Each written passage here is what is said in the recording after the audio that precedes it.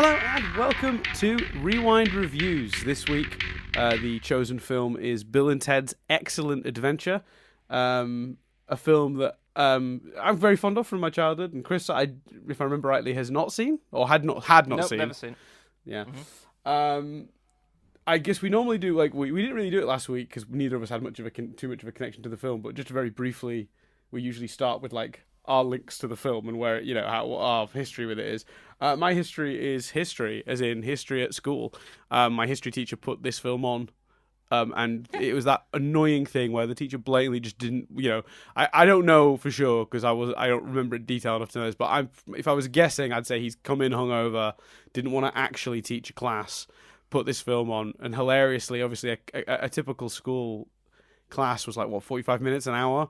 I can't remember how the exact segments of time worked for a single class, but we didn't watch the whole movie, and a lot of the history stuff's at the back end.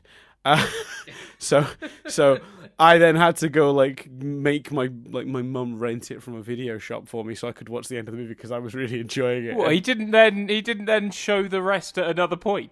No, he was trying to get out of that one lesson. I also remember at another point him trying to show us Bill and Ted's Bogus Journey, which is the sequel. But that one, less about history, more about weird, insane science fiction-y stuff than this one. It leans more into that, and it's fun. It's a lot of fun, but it's a very different movie to this one. So I don't know. Yeah, I remember him putting that one on and just being like, this isn't a thing. So yeah, that's my history of the movie. I loved it. Remember watching it multiple times as a kid. I had definitely the VHS of this. I think I probably saw Bogus Journey more, but weirdly I remembered this one more. Because Bogus Journey is a weirder film, a wilder film. So I remember it's a lot more rewatchable, I think, than this one. There's a lot more going on in it. This is quite a straightforward story, especially once you know what's going on, which you don't necessarily at first when you watch it the first time. But yeah, I think it's a really good one. It was a reasonable part of my childhood, not quite to the level of some of the other films we've done on here. This wasn't a short circuit for me as a kid, which was one of my absolute favorite films. Or this is closer to a Jumanji, a classic. No, so a better example actually might be Back to the Future. This isn't a Back to the Future level, a film I absolutely adore and treasure. This is a film I really enjoyed and watched it a lot when I was younger. So my question to you, man who's never seen it, who is now a grown-up, watching this film that's kind of a family film, maybe a little bit leaning towards kids, what did you think? Well, it's fascinating because I honestly for a lot of for the first half of the film, my heart was kind of sinking because we've described it on here before as the Ghostbusters effect. I watched Ghostbusters too late, and I watched it and went, I don't understand the hype behind this, for me personally. Right. But if I saw it as a young person, I absolutely get it. It's also the reason I kind of fear redoing Back to the Future, because I fully accept that if someone's never seen that film, they'd be sat here going, fucking that incest plot's a bit weird, isn't it? Yes. We'd be like, yeah, it is. But I think still love the film. I've said this before, I think, but the difference with Back to the Future in that plot is the movie acts like it's weird, so it kind of gets away with it. The movie acknowledges that that's not appropriate and strange. Yeah, because Marty's reacting to it that way. So you sort of it's not, no one's cool with it. Yeah, that's very true. Doc's not Marty, you just got to bed your mum. That'll solve all this. You know what I mean? The movie, no, that's very true. The movie is very much about him not doing that. So you kind of get away with it, even though there's that weird overtone. And it does mean for some uncomfortable scenes, but those scenes they tend to play it for comedy rather than overtly sexual. No, so true, I have a feeling that to put your mind at ease, I think when we do finally get around to Back to the Future, which I can't wait to do, because I'm convinced that's going to hold up. Absolutely convinced. Back to the Future is in a way a keystone episode because it is if you were to name a film that you and Dan both have an equal emotional connection to. Yeah, Back to the Future is my answer every time. Yeah, I think that's exactly right. I think usually with this, it's a film one of us has chosen. Well, put it this way, it's the film that I know is near the top of both of our lists. Yeah. Either of us could choose it at any moment. Yeah. So I was sat there like, and the problem is like, and we almost had it a little bit with Short Circuit, where I was like, I wanted to love it outright, and I was finding these things to like with it that were kind of bugging me, sorry, going back to the Ghostbusters point. So I was worried it would be like when I watched Ghostbusters, where I was like, I don't really understand it, and I kind of had that at the beginning. Because for a while, this movie is a series of sketches. Yes. And it's like, huh. And I was just like, what is happening? Like, and this is weird. And there was some stuff I found very entertaining. Billy the Kid teaching Socrates how to play football in the background, in particular, I found very entertaining. I think everything they do with the historical people is, if nothing else, funny and entertaining. And that's the thing. The minute the film becomes historical figures lost in the mall, like, it doesn't like suddenly click, but it feels like it's more defined, like it has a more defined direction. There's a clear aim: get these people back together to put on the report. There's the teacher looking at the time. We know the report is coming up. Suddenly it has more direction, I think, and suddenly it has more clarity, and it kind of clicks into pace. There's one big element that I think is a shame they didn't do, which we can get to. And then suddenly there's loads of tiny little elements that I love, like the notion, because it kind of becomes the time travel movie we've all talked about at some point as kids, especially creative people that love time travel. You have that moment of, like, I've had that moment of, in a time travel movie, why does no one ever go, oh, well, we'll come back and put that there, so it'll be fine, and then the problem's resolved. I kind of wish we had the payoff montage of them doing those things. Yes, that would have been a lot of fun to see. I watching it this time round as an adult, that occurred to me a lot. Like when because I knew it didn't happen. So when they got to we'll just leave the keys here, and then the keys are there. I just got to remember to do a trash can, and a trash can falls on his dad. It's like, I'd love to see the shot later on, like a montage of them putting the keys down, dropping the trash can, like, doing all those things. I think that would be a lot of fun. I mean, it'd be amazing maybe if they did it and Face the Music. Like, how cool would that be? That would be great. If they'd always forgotten, if at some point someone goes, we never put the keys back or dropped the trash can, but we found them, so we have to have done it at some point. And they have to go back, and that would be hilarious. I'd actually be really up for that. I'd be up for that. That's great. So by the end of it, you just along for I was thinking a lot less by the end of it, and you just kind of along for the ride, and really enjoyed the second part of it a lot more. The only niggle where I was like, oh man, is I don't think I can never get the phrasing. Is it, what's the Karate Kid dude? Mr. Miyagi. Mr. Miyagi. They never Mr. Miyagi it. What I mean by that is, all that shit they suddenly know at the end, they don't subtly find out as they see. Their facts are not, Billy the Kid is the kind of guy that if you save his life, he'll do anything for you. And he's a real sharp, like, they're facts. There's a few of them, there's a few jokey ones. But in the main, the stuff they are talking about, we never see them learn. Correct. And for me, the notion of accidentally seeing them learn makes so much sense. Yeah. And I don't really know why they didn't go down that route, personally. Honestly, that's my only thing. Yeah, I 100% agree with that criticism. I think if you were doing this movie today, that's exactly how you would write it, because that's a really engaging way to set it up and pay it off. I think there's an element of me that wonders about this film, though, when I watch it back now with modern eyes and going, actually, I wonder if they were terrified nobody would understand the time travel stuff. Because you've got to understand, like, I sort of get it, because time travel has become a trope now, right?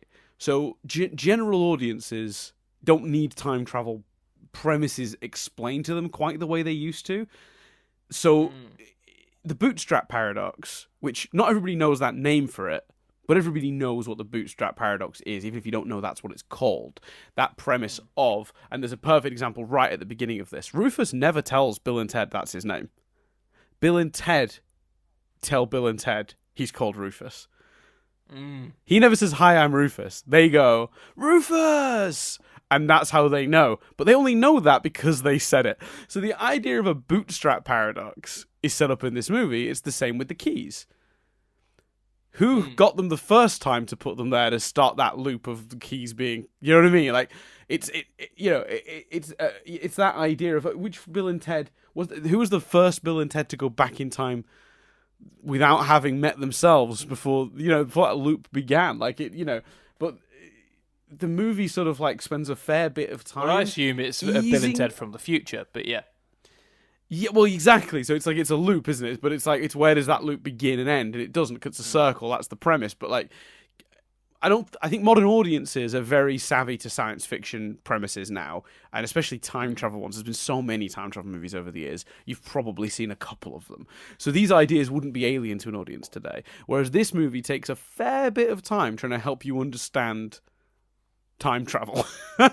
Like, yeah, that's the key gag today would have been like 10 seconds. It would have been, oh, just remember to bring them back. There they are. But it's like, but what if you were to go back to 2 days ago and grab the keys and then go, and it like they really take a minute to explain it. And I think that if we'd have had a more modern version of this where we weren't spending as much time easing us into the time travel concepts, I think you'd have probably had more time to do things like that, and that's almost certainly what they'd have done.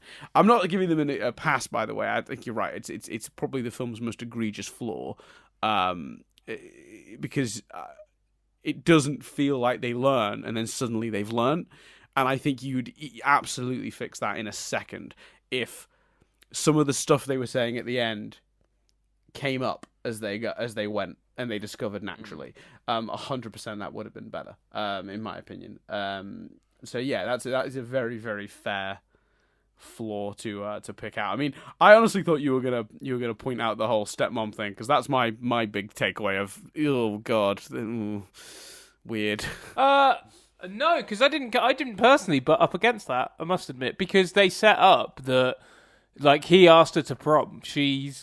Again, I think the movie knows what the dad has done is weird.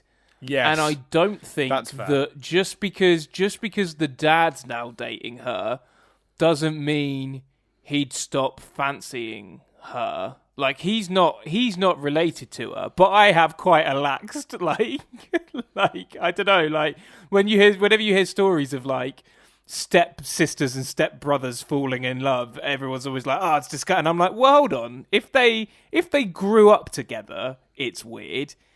If the stepchildren met at 18, like, and are fully formed human beings, and over a couple of weeks realised they also have feelings, like, it shouldn't be allowed. It's icky.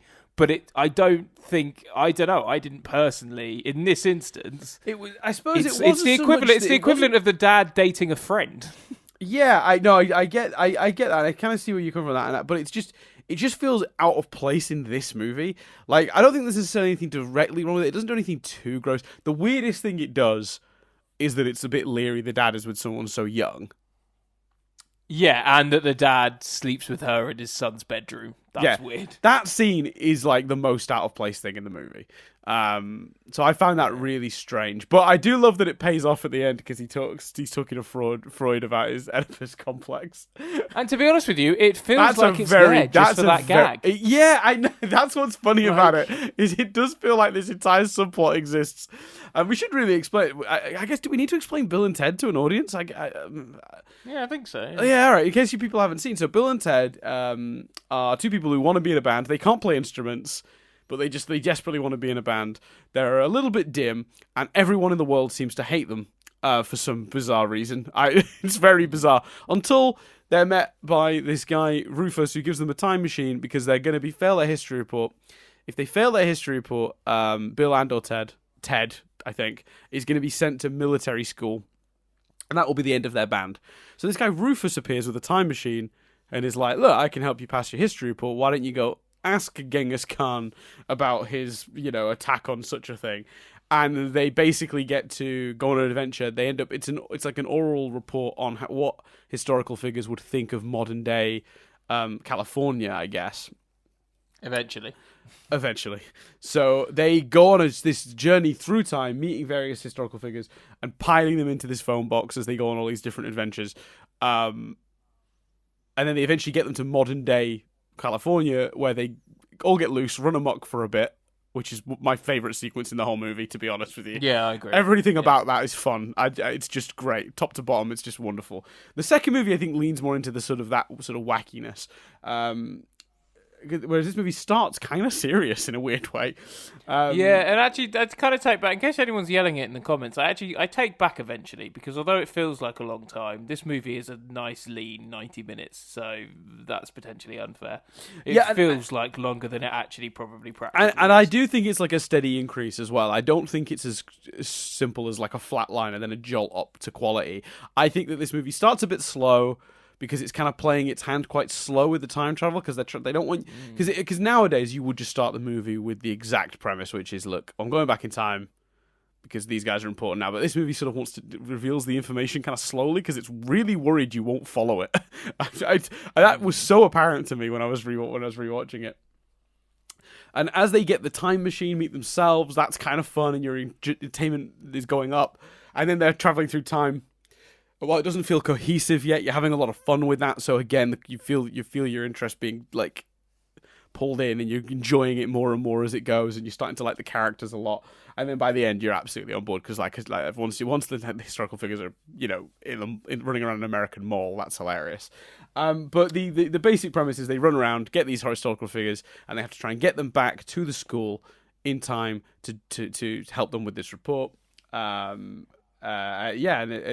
you can. I mean, I can't imagine it'd be much of a spoiler with that setup to know that they do that, and all as well. And we sort of discover that the reason Rufus came back to help them is because the band they ultimately form basically unites the world. Let's talk about that, because it's funny. I've got a question. I've got just quickly, because I have to know. Mm-hmm. I watched the trailer for Bogus Journey. It looks crazy. It's bonkers. It's such a fun movie. But no matter how nuts it looks, I also want to keep them to continuity. Do the two medieval babes, as they're called in the movie, do they remain in the band, and are they at least in the sequel in part? Yes. Okay, cool, good. And are they back for Face the Music? I don't know about Face the Music. Because I know Missy is. I saw a headline when searching for the movie, so I know she is. Right. I honestly don't know for sure, but okay. That's fun though that they're bringing her back too. Actually, that's a really nice idea. No, I'm not sure. Not with the third one. I've not read a huge amount about it, and I've seen a couple of stills. That's about as much as I've seen. But I'm quite excited about Face the Music. I'm not gonna lie. Little bit sad that we won't have George Carlin reprising Rufus, but that's obviously just the way it's. What I love about Carling, and this sort of links into the future of it all and stuff. Mm-hmm.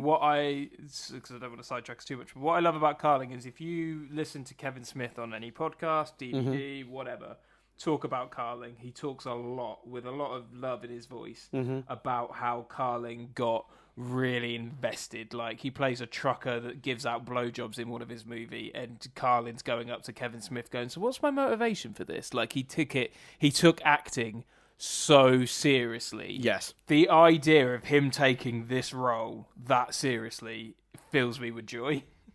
100% agree. It's and you can tell he's playing it sincerely, but that's why it works weirdly, because especially that sequence at the end when he returns to sort of congratulate them on successfully navigating the history assignment and continuing to keep the band together, because there's a real you can see a real fondness. Like he's finally free to sort of explain to them what they are and how they're important, and ask them for their autograph for his kids, which is adorable. But there's a real sincerity to the way he asks it. Carlin absolutely nails it in both this movie and in Bogus Journey. He's wonderful, like really good. Yeah, I can't express how much I'm a fan of his character in these movies, and how he grounds the movies in both cases. I think he's a really important character because he's the least wacky of the leads. Not that he's like the lead, but like of the main characters or the central characters, he's definitely the least wacky. And you kind of need a straight man sometimes, don't you, to bounce off? But that's what's funny about completely. That's what's funny about this movie as well. Everybody in modern day hates Bill and Ted, it seems. The history teacher's sick of them. The police seem sick of them. Like his dad seems sick of him. The other one's dad seems sick of him. All the teachers seem to hate them. Everyone, his little brother hates him. Yet they go around history, and everyone just seems to instantly think they're awesome. Like Billy the Kid is just like, these guys are awesome, like straight away. Socrates, on board immediately.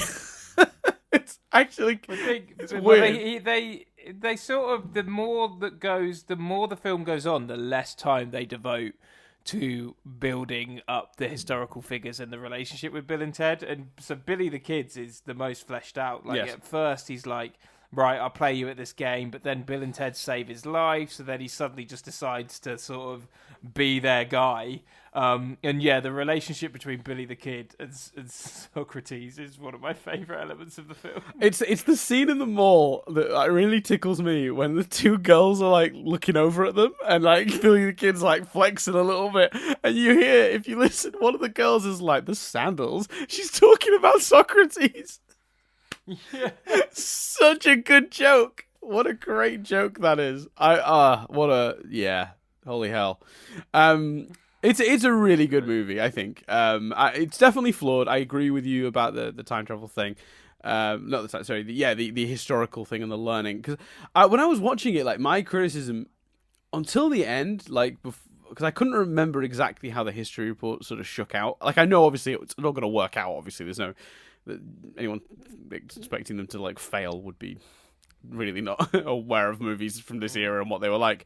But I couldn't remember how much actual learning and information is in that show at the end that they do. And there's a fair bit of basic information about who these people are in that. But as I was watching the movie, there was a part of me going, not just for the benefit of this film, and and a cleaner storyline for the characters, for them to have slowly learnt about them, but for the benefit of the audience, because you're essentially doing a fun jaunt through history that's a kids movie. Let's teach the kids something. I don't see why not, right? Like that. It feels like you could have done it in a pretty harmless way. It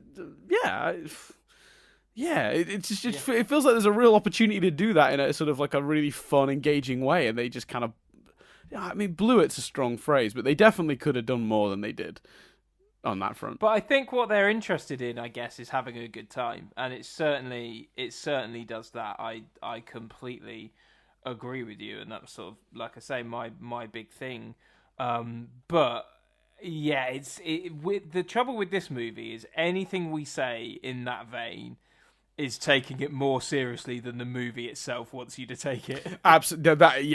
It's a ridiculous movie. It's an insane movie about two airheads traveling through time, collecting famous people, and then at one point, like, should we talk about the scene where they go to the future that they're like basically considered to be gods because their music and ideas started this insane, almost like a religion that brought the world together. So there's this moment they go to the future by accident because the machines broke, and they come out and all these people do the weird air guitar thing, but like a slow sort of salute version of it. Yeah. And there's like images of them on the wall in weird long coats. The whole thing is so strange, and the elders have like sunglasses that they put on when they come up and down, like the whole thing. And they say that be excellent to each other, and then they look around like they just heard the hot words from like the Pope or something. this the whole scene from top to bottom is bonkers.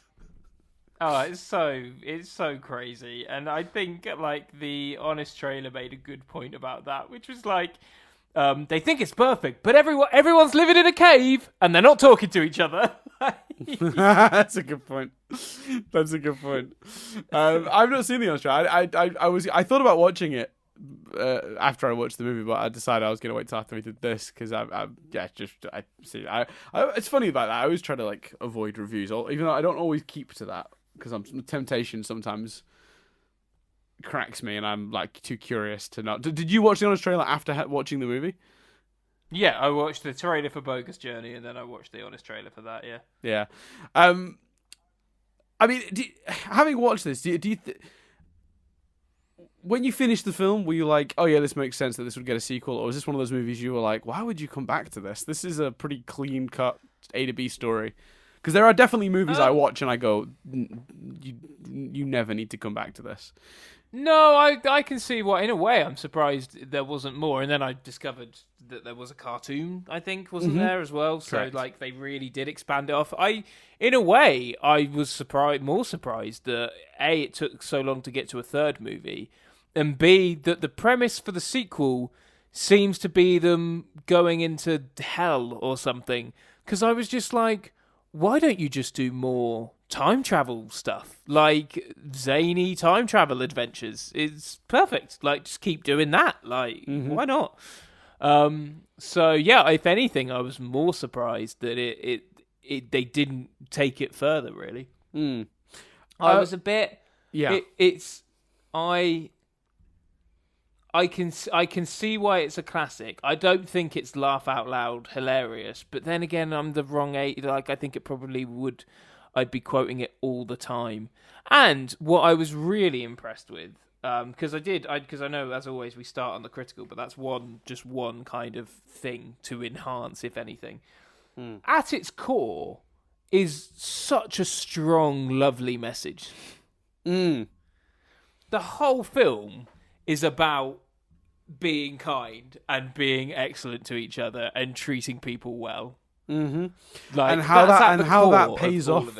Yeah, because when they're bumbling through history, there's a number of times they should have been killed or whatever, and they keep being helped out by the friends they've made, and the reason they've made the friends is because they've been nice to them. The reason they got on with all these historical people is because, they're being kind, they're being excellent to each other, And what I think is interesting about that is when these historical figures come to the present, and they all get arrested, and then they get dragged to this thing. I was almost, even though maybe it would have hurt the plot of the movie, like hurt the flow of the movie, but there's a part of me that wonders if there's a version of this movie you could make where at the end the celebrities, I was watching too much Masked Singer, where all the historical figures aren't that impressed with the present. And they talk about some of the prejudices they've met, and say something along, or have Abe Lincoln say something along the lines of, you can be better, you can be nicer to each other. The modern world is very complicated, and there's a lot of things I don't understand, but I do see a lot of people not treating each other with the respect that they deserve, and maybe we should all be a little bit nicer to one another, and then end it on, be excellent to each other, and like do it that way. Because the whole point is that we're getting the historical figure's perspective on modern life, right? And the idea that maybe they're like, well, you've achieved some incredible things, but societally, maybe we've gone back a little bit. Maybe we need to think about... That's a nice message. Yeah, but then would that affect the flow of the film? I don't know. Yeah, again, that's lovely, but more serious than the film. Well, absolutely, exactly, yeah. And the message is still there. Be excellent to each other is the message of the movie, full stop. And what's funny about this, and you may have now realised this, I don't know if you knew before, but obviously you listen to the Brett Goldstein Films to be Buried With podcast. He ends every episode with "Be excellent to each other."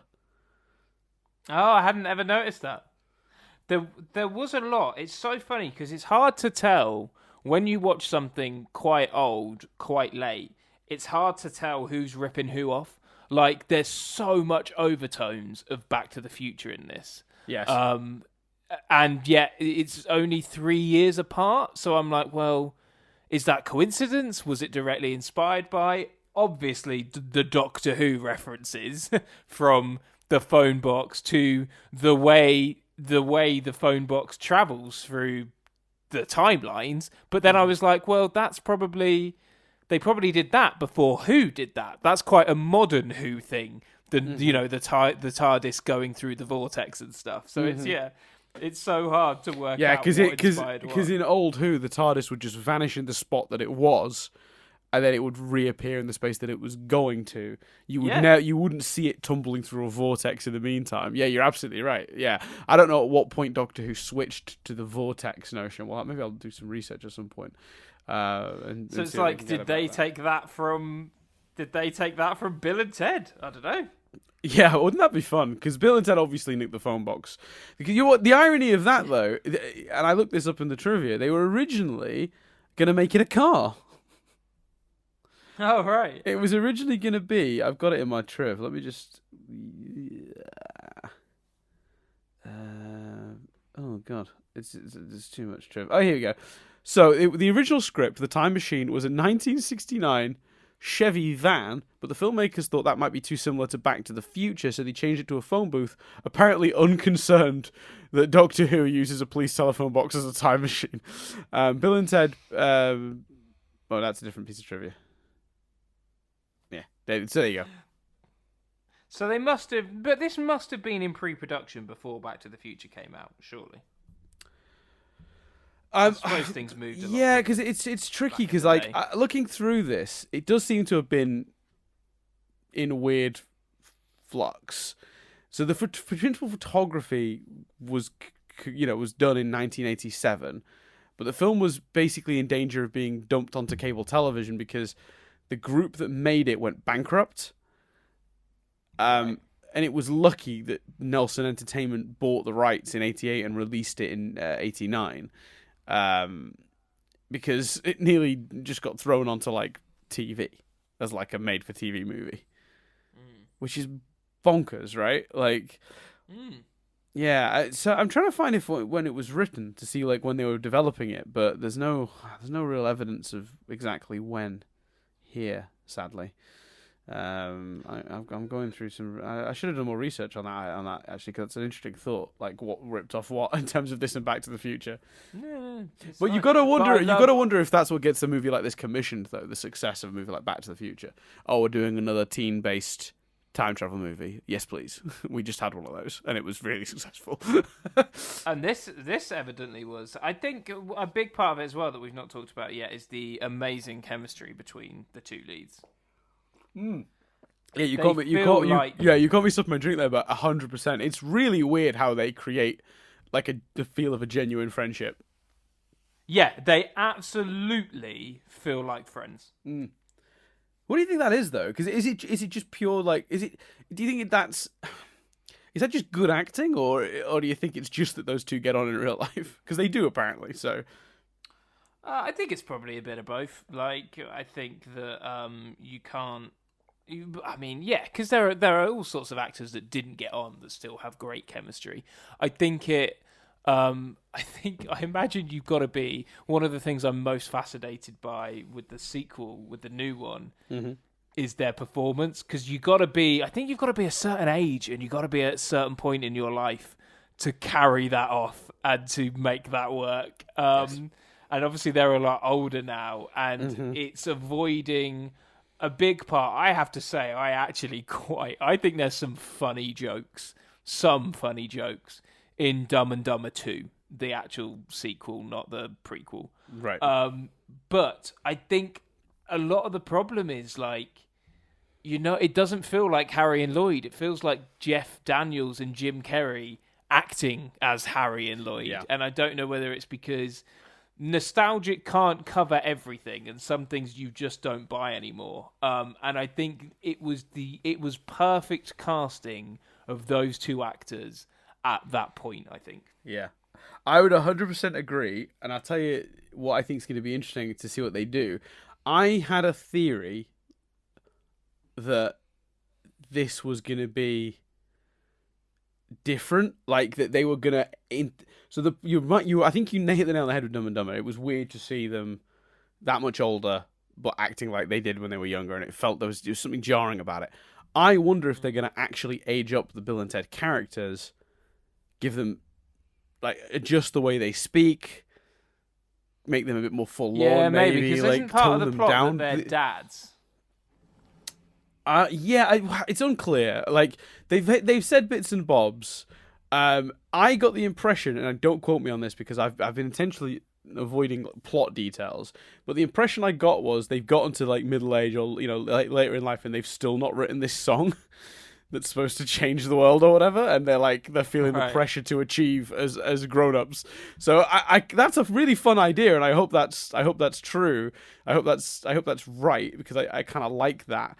But like again though, that leans into this idea of a maturer version of the characters, and I think that will work better, because I think if you pretend they've not gotten older, which is what Dumb and Dumber did, and not grown in some way, I think the reason that jars in Dumb and Dumber 2 isn't because of the performers, it's because the script has written them the same, and people just aren't the same that many years down the line.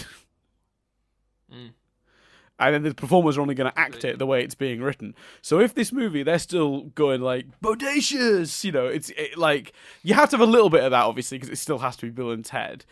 But the idea that it's like a slightly more grown-up Bill and Ted that are a bit more downtrodden, like, there's something fun about that idea, that the idea that you could bring that love for life back out of them by putting them on another adventure, like, that's something appealing about that idea to me, and it would also help, I think, with that performance idea of what you do with a sequel. This far down the line, anyway. Yeah, that's fair. Bear with me a second, because I think I have an answer to our earlier question. Yeah, okay, great. Because I've been trying to find, like, surreptitiously, I've been doing a little bit of googling on the site. Because I never thought that would come up, but it's such a good question. I assume you're talking about the question of when this was like written, developed. No, I'm talking about whether the medieval babes are in the new movie. Oh, right. Also an important question. So it looks like the characters are, but they're played by different actors. Right. I actually, to be honest with you, Chris, I'm not 100% sure it's the same actresses playing them in the next movie. Oh, okay. Well, it could be. I'm simply pointing out that it could be a Back to the Future 1 to 2 situation with Jennifer. Yeah. Wait, I can tell you that because I've just clicked on. I mean, we've got heavily distracted, but hold on. So Bill and Ted. Yeah, you're right. Okay, so the person who played, for example, Princess Elizabeth, isn't, according to this, in Bill and Ted's Bogus Journey, but was in Bill and Ted's Excellent Adventure. Yep. And I'll just double check that that's the case for the other one, but it may very well be. Yeah, they're both in that movie for sure. I know they're in that movie. I remember they're in it right at the beginning, because there's a funny scene I distinctly remember from the beginning of the movie where they both take their girlfriends aside to give like a really important speech, and they're basically making the same speech, but they edit it over it. Like, I remember that scene like I saw it yesterday. So they're definitely in that movie, but whether they're played by the same actress or not, I could not tell you. Well, evidently not by the sound of it. Yeah, no, they're not. Yeah. Well, there you go. So that's the third recasting for the medieval babes. What I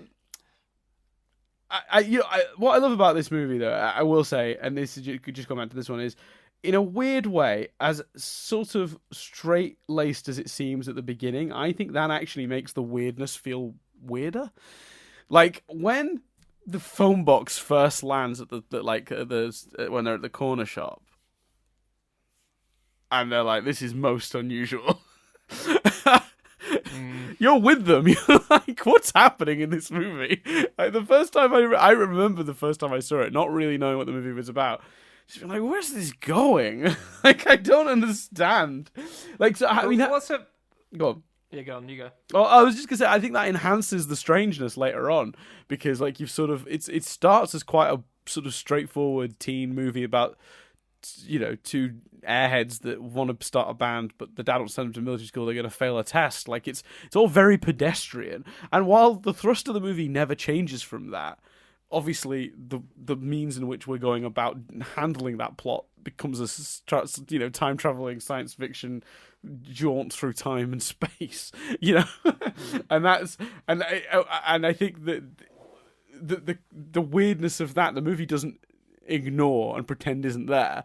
The movie actually leans into it by making it super straight-laced out the gate and then going weird, and when it goes weird it like absolutely acknowledges how strange it's become.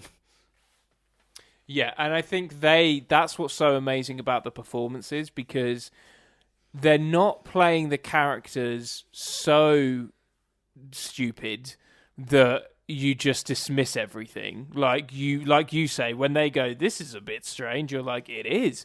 But equally, they play them in the right way that you also believe they just go along with the adventure and don't question it more. Yeah, like, because they question it just the right rides amount on their performance. Yeah, and the writing's pretty clever because they do question everything, but only a little bit. Like, they never question everything. Like, they actually, there's a point, and I wrote this bit down because I just love this, where one of Bill and or Ted says to the other, what if we're lying? Because they've just had a conversation with themselves. And they said, trust Rufus, and this whole thing, you'll have a blast. So just to clarify for people who don't remember or haven't seen the movie, right at the beginning, when they first are shown the time machine, immediately another time machine lands, and Bill and Ted, from the end of the adventure, get out, and they're like, hey, Bill and Ted, hey, Rufus, and they're like, you should totally trust this guy, and say hi to the medieval babes for me, and then they go. And it's like a setup for like, oh, this is where so we're at A, that's Z, evidently, that's where we're going. But from the character's perspective, it's really good because it gives you a good enough reason for them to sort of believe, at least immediately, that time travel's probably real, because they just watch themselves step out of a phone booth. So you don't have to have the character's question. So that's clever in itself. But then there's this brilliant moment when Bill and or Ted turns to the other and is like, what if we're lying? And the other one says, why would we lie to ourselves? And that's what I mean. So you have to believe them that they would fully believe it's themselves, yes, but not question that it's not some weird acid trip fever dream. Like, yeah. But then there's a deeper thing there as well that tells you something about the characters. They know they wouldn't lie to themselves, and you can take that literally or metaphorically if you wish. They are, and that is a really good way to look at Bill and Ted as characters. They're open books. They don't lie to anyone in this movie. There's no interest. They've no interest in preserving face. They are two characters that are completely at all times honest about what they want and what they're up to. Like, no point do they try to mislead anyone. They're not even trying to disguise themselves when they're traveling through history. They don't even try to wear like the local clothes, blend in, and be like, oh, we're from this era. They're literally like, I think at one point they turn to Billy the Kid and we're just like, do you want to time travel? Like, what? Do you know what I mean? Like, there's just say where they even acknowledge it. They go, Billy Kid, you have taken to time traveling very well, or something like that. Yeah. Yeah. So, like, the two characters are just very honest and open all the time. So what I think's so clever about that line is it's an exactly perfect explanation of why it's a perfectly aimed line of giving you the sort of understanding of why they're just going along with this. But it's also telling us something really interesting about the characters. Why would we lie to ourselves? And again, they mean both, I think, literally and figuratively. They don't lie to themselves in life, so why would they lie to themselves literally? It's very clever. And what's amazing as well is he says, like, send the princesses our love. And later on, he says, I come with a message of love to the princess. And she goes, from who? And he goes, well, from me. And you can read that one of two ways. That's either him saying, I'm falling for this random princess, admittedly on the basis of nothing but looks, because I've barely talked to her, but still. Or you could look at that as, well, from me in the future. He does. I looked at it from him in the future. He does very earnestly, though, fall in love with her. Well, yeah, that's why the performances are so good in this movie, because there's nothing on the page to sell that relationship at all. And we heavily criticised the movie we watched last week for that, the cast had a reasonable amount of chemistry, sure, but like the script was doing nothing for them.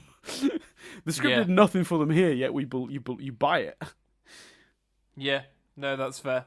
So maybe not with the performances last week. Maybe they weren't. Maybe they could have done more. I don't know. But yeah, you're right. You totally believe that relationship, even though it absolutely shouldn't.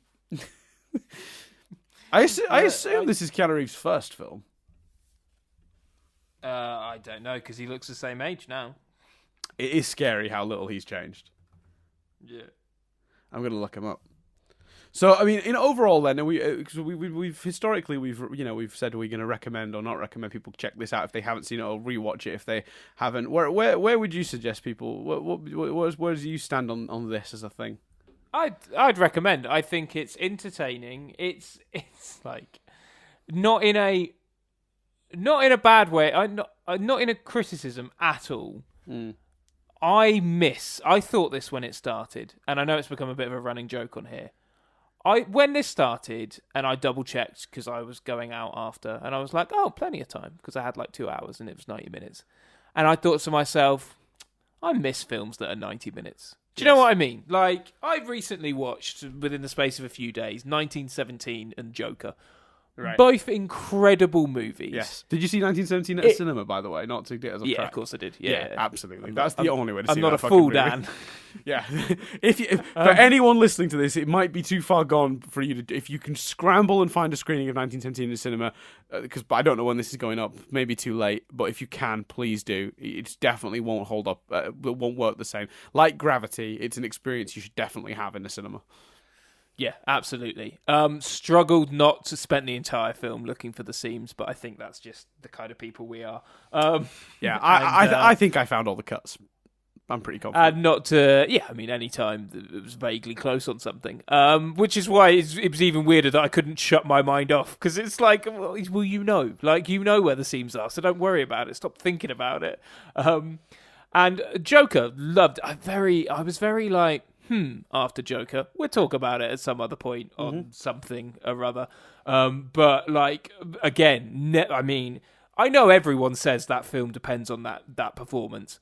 That film really depends on that performance. Yes. Because every flaw in that film that you would point at in another movie can be defended with, yeah, but that's mental illness. And the only way you can do that is if the performance is strong enough to sell mental illness. Legitimately, yeah. I agree with that. I will say, if the performance is strong enough to sell mental illness, because if you don't sell mental illness, then you can't use that as defense. One thing I will say against Joker is the social commentary is about as subtle as a punch in the face, and it's not particularly in depth. It's society bad. Yeah. And while I enjoyed the film as an exploration of a fun sort of delve into the mind of a beloved comic book character, and maybe how he might have got there in a more serious adaptation of that, and also a few homages to Scorsese, the social commentary on that film is an absolute disaster. It doesn't say anything about anything. It's one of the shallowest films I've ever seen. So... Well, it also doesn't. I wish it picked a fight. So for me, there's the rich look after the rich, the poor suffer angle, and there's also, and then at the very end with the Murray scene, it becomes about the way people are treated, and it becomes about a trolling culture, and it becomes about, in that kind of speech almost, not in the rest of the movie particularly, but in that speech. Maybe I need to rewatch it, and I will be honest. There's, I don't want to go. I can't not say anything now. I watched this film the day after Caroline Flack had died in the UK. Caroline Flack is a TV presenter that received a torrent of abuse online. And sadly passed away. Now, so it's worth noting at this point we don't 100% know the cause of it, but we can take a fair guess. Being young. The reports are saying suicide. Yeah, but that's not been confirmed. So my I just want to make it very clear at this point we are not necessarily saying it was suicide, but the hints that it might have been that. Are there, and that is tragic. If anything but an unavoidable sudden I mean, it's gonna be sad no matter what it turns out to have been, but. Like, if it was some sudden medical thing, it'll be sad, but in a different way. If it turns out to have been a result of the online abuse, that will be tragic on a completely newer level, different level. So yeah, you saw Joker in a very different context then to because right. that message of why would you play the clip, why would you have me on the show if for no reason other than to mock me, and that message of people need to fucking stop just doing things to be cruel, that message really fucking resonated because of what was going on otherwise in the media and stuff when I watched it. But I kind of felt like the movie, it tried to do, we really have gone off tangent here, but the movie tried to do both and tried to be about a number of issues. And I think we're going to make the movie about this issue and we're going to do it with nuance because we're going to dedicate the time to it. We're not going to do a plot with a woman that disappears halfway through. You know what I mean? Yeah. I feel like it would have been stronger if they'd have done that. And it works, though, because of that lead performance from Phoenix. Yeah. I saw Sonic this weekend. Nice. Jim Carrey. Which, again, Jim Carrey's works funny. Because of Jim Carrey. No, I don't know whether I've not seen it. But, to link back to Bill and Ted, again, another example where, like Joker, if Alex Winter, I think it is, and Keanu Reeves were shit, that movie would fall apart. Yeah, I agree. Their amount of charm, absolutely so. Because you've got to convince me that these lovable idiots are lovable. Otherwise, I don't care about any of this movie. They have to be charming in some way. There has to be a redeeming quality about them. I can't agree with most of the people that they live in that town with, who seem to inexplicably hate them. Well, they don't. By the end, they love them. But yeah. So I recommend it, and because also it's the kind of movie like with Ghostbusters, where I was kind of like, I didn't enjoy this, but actually, to clarify, I enjoyed this a lot more than Ghostbusters. I found myself so engrossed in the characters that I wanted to, fairly immediately watch Bogus Journey, and haven't, and might not necessarily, because I've got to watch shitloads of Lock and Key at some point for the other podcast, but. Yeah. I would recommend it because this one I watched, and probably even more so than Ghostbusters, it's really clear immediately why it's as big as it is and it's got a cult following, because it's just a lot of fun. There's so many lines that I'm like, I bet that's repeated all the time. I bet that is. And just, it's such an... I imagine the thing that's so powerful if you watched it at a young age, I imagine there were kids thinking about the adventures that Bill and Ted could have. And it's heartwarming, and again, hey, maybe influenced by other stuff. That message of be excellent to each other, be kind, I think that's fucking important in today's world. So yeah, I would absolutely recommend this. Yeah, 100%. And it's so, what's so good about that message is how simple it is. Just be excellent to each other. That's it. It's not a complicated idea. It's really not. It's that simple. And that's the beauty of this film, is like these two... I mean, they're not the brightest. I mean, the most he knows about Napoleon at the beginning of the movie is that he's a short French dead dude, I think. Which is pretty... which isn't a lot, let's be honest.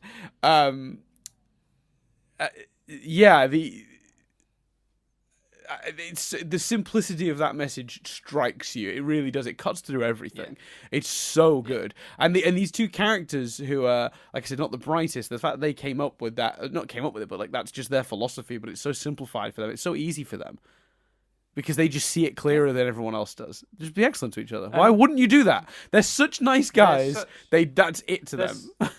Well, they're written and played so earnestly. Yeah, 100% agree. It's wonderful. And it's just really impactful. Yeah, I think it's great. And I think my favourite joke from the movie, I've got to say, and it's a really subtle one.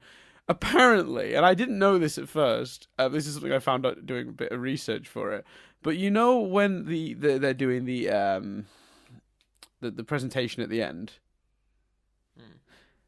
there's a bit where Napoleon's like showing them some diagram on, and he's got like little,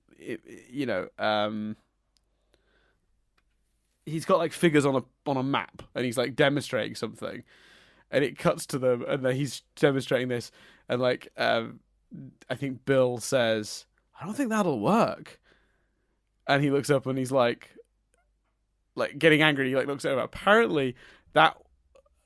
Apparently what he's actually sort of diagramming there was his actual defeat of the French invasion of Russia. So like, I love the idea that somehow Ted knows his plan to invade Russia won't work. Like, there's just something so simplistically beautiful about that. So my favorite subtle joke from the movie by far is that one. When I found that out, I was like, that made that like way better. That's great. So speaking of that, because I get the feeling there's a lot, because I sometimes, like, if I, like with this, I watched it yesterday, and so on my walk home, occasionally with these, I'll try and like listen to like a podcast or something like that, and I unfortunately I don't have a lot of facts because one, I won't name them, but one podcast, just, you think we go on tangents. I listened to like 20 minutes. They hadn't even mentioned the name of the film. Wow. But another one that I would recommend, a podcast called Can't Get Enough of Keanu, which has a theme tune that's like, can't get enough of Keanu, it's true. Like, I'm probably butchering that because I've only heard it once. But I started listening to that, and at one point I skipped ahead to, just see if they're discussing the meat a bit more. And it seems like half of this film was recorded abroad, filmed abroad or something. So I'm fascinated by the triv. Give me the triv, Dan. Well, I'll be honest with you, this may be disappointing. I found a handful, but like it wasn't a Dave Trout, and there's nothing about that in the trivia I read. So maybe we just recommend. Maybe we just recommend people that that podcast. So yeah, there you go. I'm sure it was that actually. I made a promise to myself mentally as well that we would use the Weekly Planet's rating system. So when the Weekly Planet did an episode on the history of Keanu Reeves' film's career, and they went through all of his films and said if they were good or not, their rating system was Kia yes or Kia no. So is this a Kia? For me, this is a Kia yes. Yeah, absolutely, Kia. Yes. There you go. I just thought I'm not going to miss a chance to use the Weekly Planet's rating system. If we ever review another Keanu Reeves film, we'll borrow that from them. Those guys. People should always just listen to their podcast. But yeah. So Alex Winter claimed that he gets two types of letters from actual teachers: positive ones from history teachers for encouraging students to try and learn about history, and negative ones from English teachers for affecting the way their students speak. I suspect more at the time than now, but yeah, that definitely would have been a problem at the time for sure. The phone booth has been given away. It was given away to a contest winner from a Nintendo Power magazine competition when they were promoting Bill and Ted's Excellent Video Game Adventure in 1991. So Nintendo Power ran a competition, and the winner got the actual phone booth prop from the movie. Pretty cool. Cool. Yeah, for years, Keanu Reeves lamented that he was convinced his epitaph would read, "Here lies Keanu Reeves. He played Ted."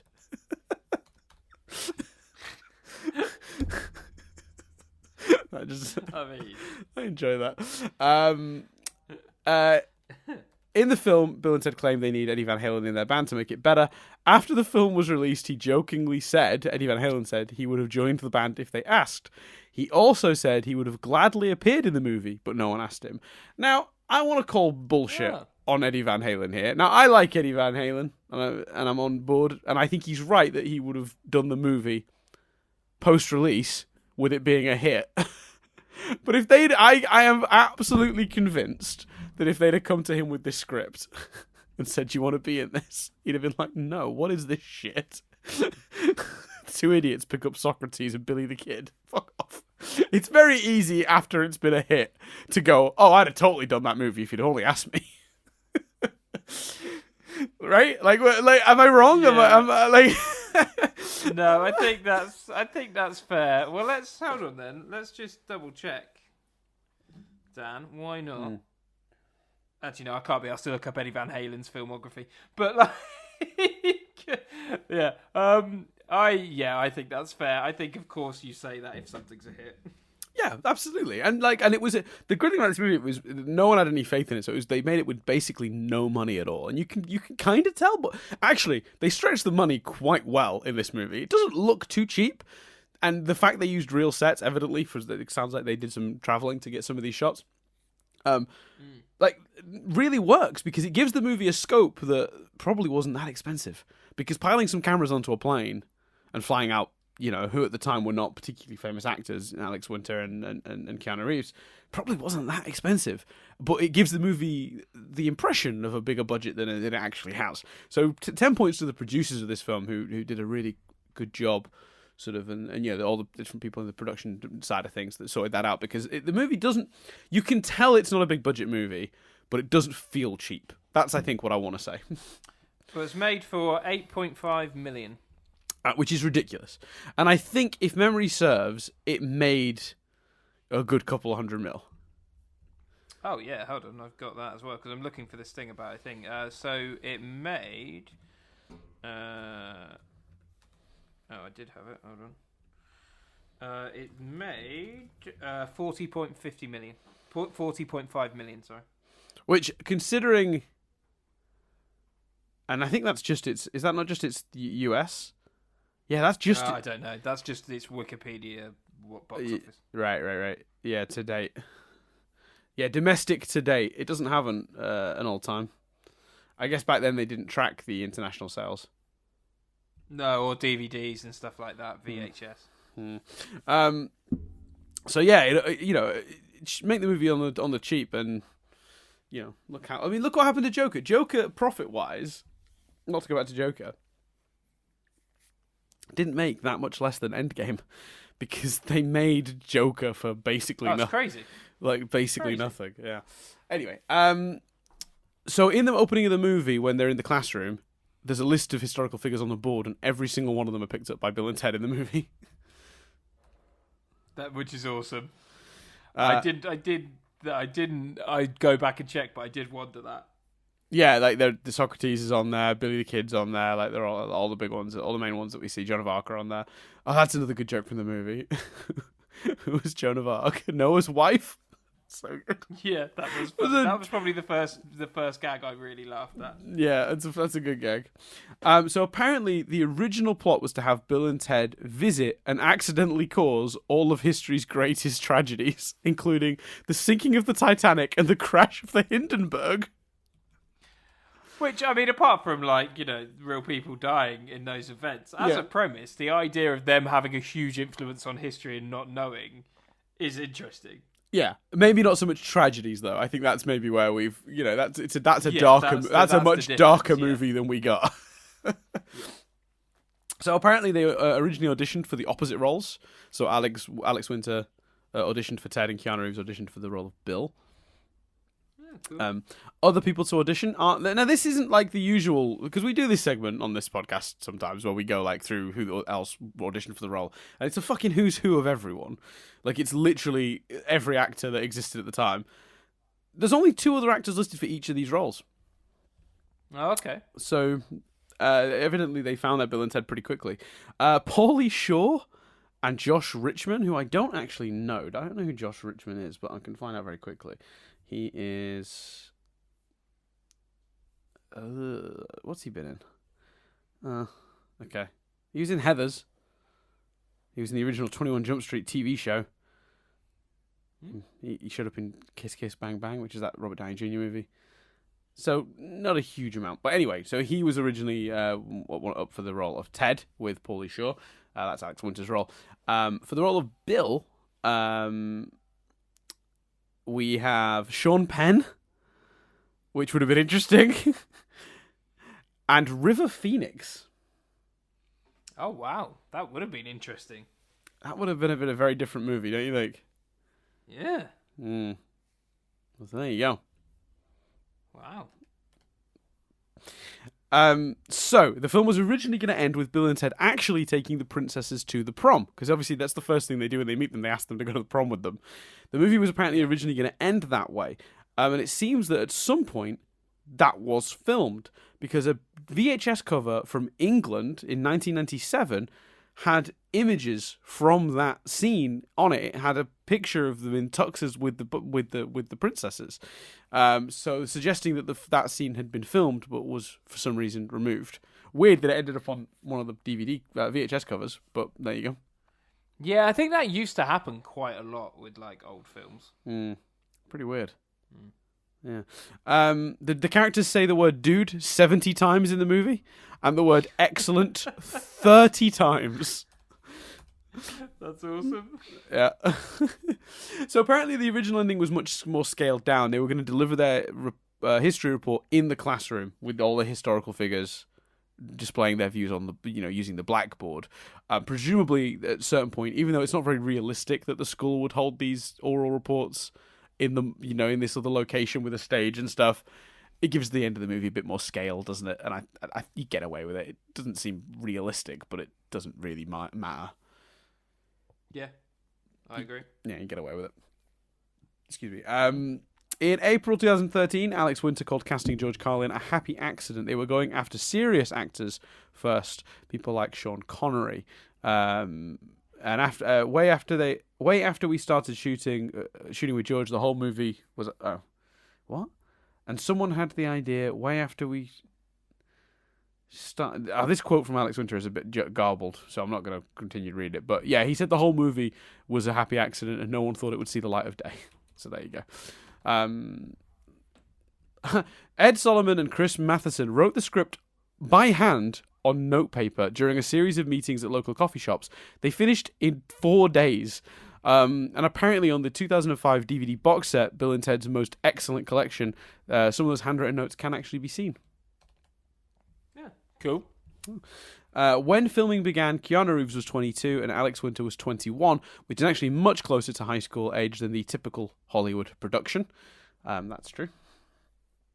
I mean, God, I still can't watch the opening scene of, not to reference the Weekly Planet again, but the opening scene of Sam Raimi's Spider-Man, when the Weekly Planet pointed out that movie just looks like it opens with a 40-year-old man chasing a bus full of kids.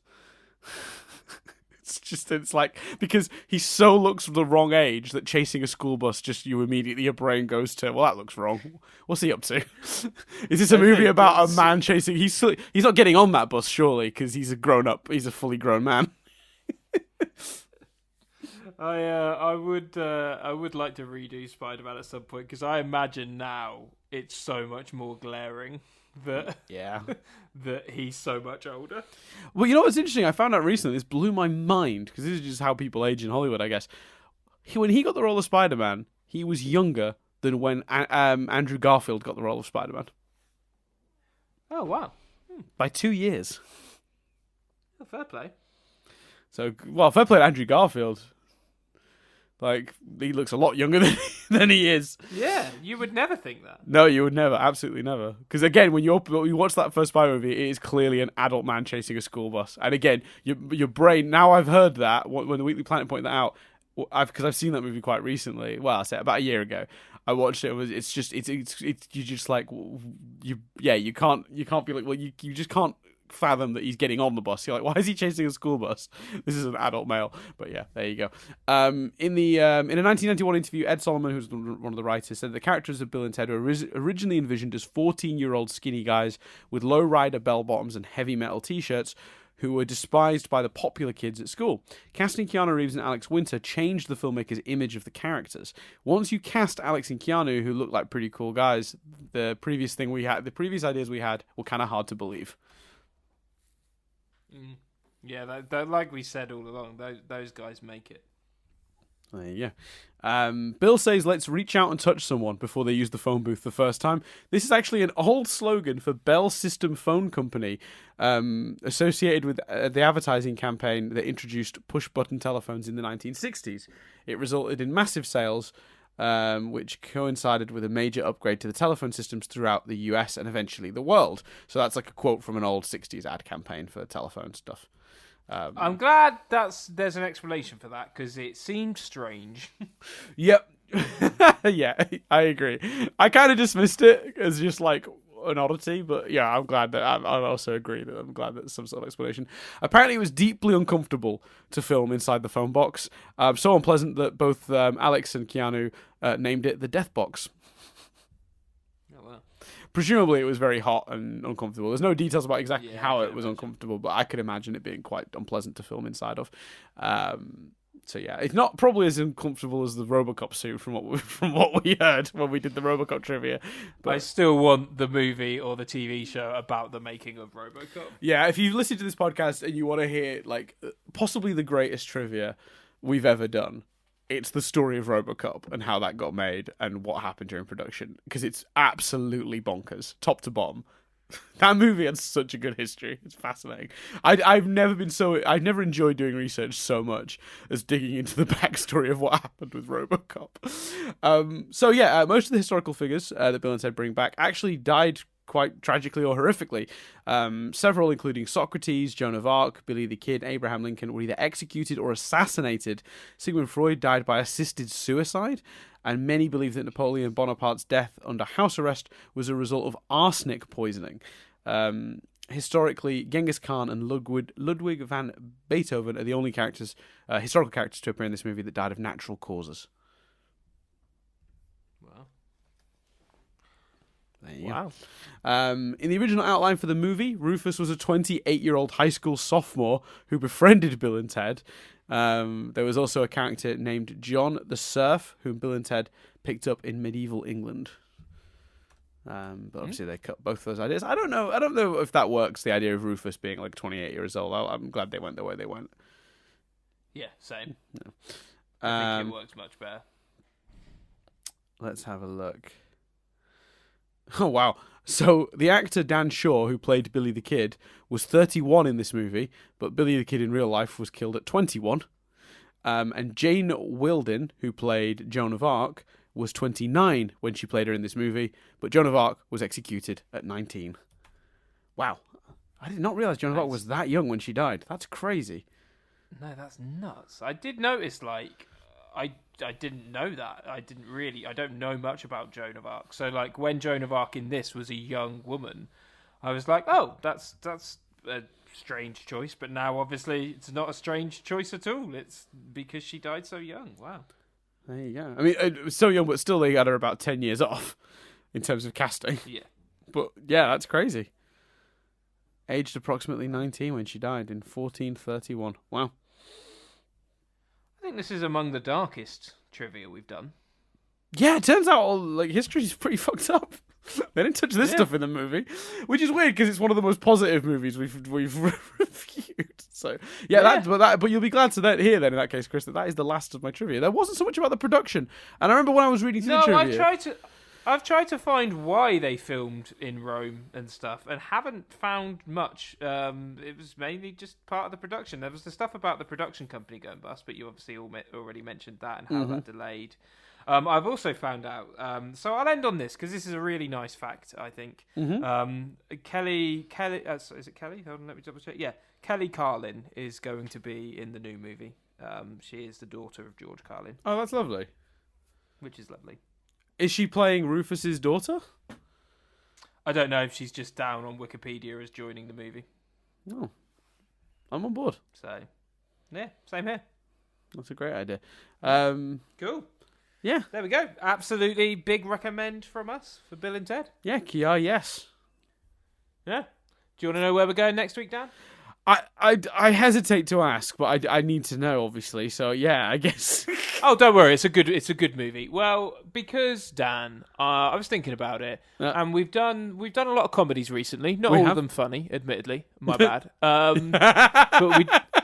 That was pretty funny though. That almost makes up for that disastrous choice. Carry on. Yeah. So I was thinking about like Doctor Dolittle. I was thinking about Mrs. Doubtfire. I was thinking about all sorts really, Dan. But I was like, you know what? I think we need to go. It's been one of those things where we've done a few kind of similar movies. Admittedly, one hitting the right spots, one not. But I was like, let's go different. So Dan, we're gonna do it. And I think it's fascinating because it's so not a young person's nostalgic movie. But in my experience, this is like many people's first exposure to Oscar drama. This is like the first film that people kind of go, oh, what? No, I'm worried. There's a movie I'm hoping it's not. Carry on. What movie are you hoping it's not? I know a lot of people started watching like more Oscar dramas after watching the horrendous Oscar-winning movie Crash. No, nothing. Like I say, like trust me, this is a genuinely good movie. In fact, it's most people's first like, I've watched this and I love it movie, which is The Shawshank Redemption. Oh, okay. Phew. The second, what did you think it was? The second thought then, I thought even though it didn't win any awards or anything that I'm aware of, I thought you were going to do Eternal Sunshine for the wanky, sort of pretentious. No, although at some point it'd be fun to do that because I like that movie a lot more than you do. I hate that movie. I think that I hasten to call it most people's first like wanky I'm so clever movie. I think for our generation that goes to Donnie Darko, which I did nearly pick as well. But I feel like this is the first like this is a lot of people's first like adult Oscar drama because it's so renowned. And I think I know a lot of most film TV fans I know our age watched this young. And it's, as I did. And I'll be honest with you, I'm not sure how recently I've seen this. I think maybe the last time I've seen this is like potentially like 15 years ago. Wow, I don't know. I don't think mine's that long ago. It's one of the few. I'd say it's probably one of the few straight out dramas that I have rewatched, and I had that DVD set everyone had with the 3 DVDs of it and stuff. Right. But I think I've actually got it. I think Ronnie gave away a load of Blu-rays, and so I think I've got it on Blu-ray. But it's on Netflix as well if you don't have it. But yeah, I think it's I watched it very young, and I have rewatched it. But I think you're right. I'm trying to think. Yeah, I don't think I've rewatched it for a while. Yeah, because it's one of those. Again, so, I totally agree that this is a movie I saw like quite young, and it was like one of my first straight dramas.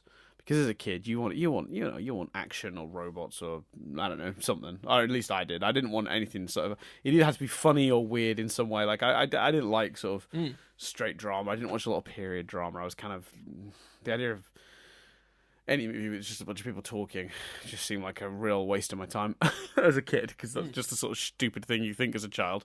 So yeah, absolutely.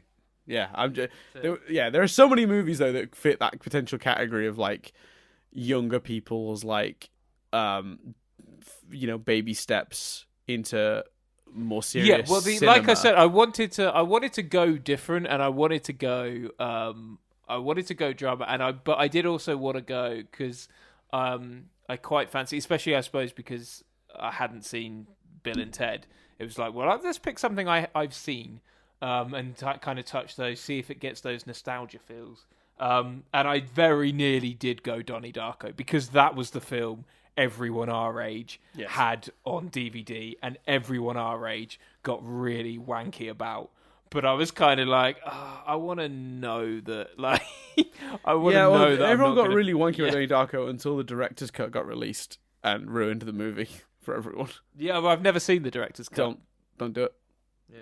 It basically it takes a lot of the mystique out. It tries to explain everything, and none of the answers are satisfying.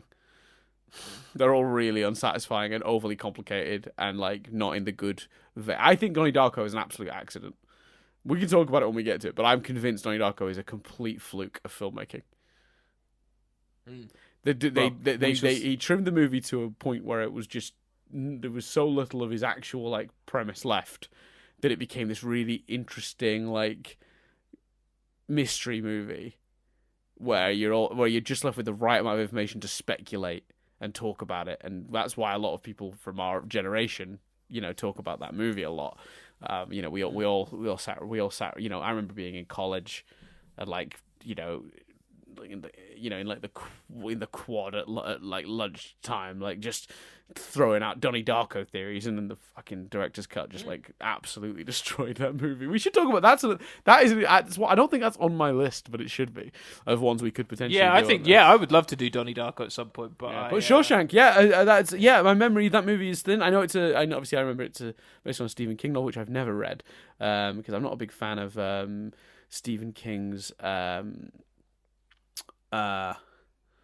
sort of more straight-laced novels as a rule, but it's one of my favorite directors, Frank Darabont, and it was I think this is one of Roger Deakins' movies, which is interesting because that you would choose this because obviously cinematographer Roger Deakins just got an Oscar for his work on 1917, and he's one of those people. If you look at his filmography, he worked on some of the greatest films ever made, and yet he only got his first Oscar like 2 years ago. Yeah, for Blade Runner 2049. Yeah, so like it quite well deserved.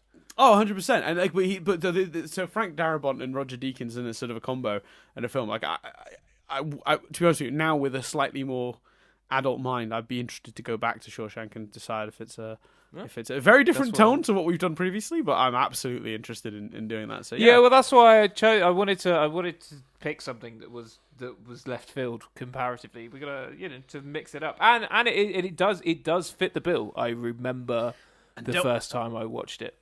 It is a nostalgic movie for me. Yeah, and you know what, guys? Don't worry, because if you don't like the sound of that, I'll choose something stupid for the week after, so it's fine. We'll watch Critters or something. I don't know. Oh God, actually no, take that back. Never do Critters. Critters was like a movie that's when Star Wars happened and then 1,000 space movies happened. Gremlins happened and like a handful of these little monsters running amok in your town movies happened, and Critters was one of them, and it was not good. Well, after The Girl Next Door, mate, I'm going Eurotrip next. So, oh Jesus, please don't do that. To be fair, isn't Eurotrip the one that has that random cameo from Matt Damon singing a song about how the boyfriend, Scotty doesn't know, sleeping with Scotty doesn't know. Yeah. Scotty doesn't know. That's a great song. Worth doing don't just tell for that Scotty. clip. Scotty doesn't know. That's a great song. I think I remember that song better than I remember that movie. God, yeah, I've seen that song more than I've seen that movie. Yeah, I think I had that song on an iPod, an old iPod years ago. That's hilarious. Anyway, thumbs up for Bill and Ted. We'll see you next week for Shawshank. We'll see you next week to discuss Shawshank Redemption. But that for now, thank you very much for listening. I've been Dan Doolan. I've been Chris Billingham. We'll see you on the next one. Boom. Oh, you didn't do it. We've got an ending. Have we? Yeah. I've been Chris Billingham. I've been Dan Doolan. And this review has been rewound.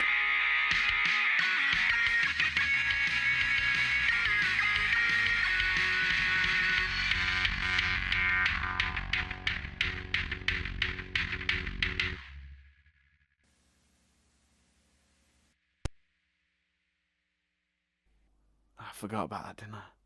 It's all good. Am I a bad person? I don't think we did it last week, to be fair. No, we probably didn't. Well, we were getting back into it last week. Too depressed as well. Pretty depressed. Cool. It was a shit movie.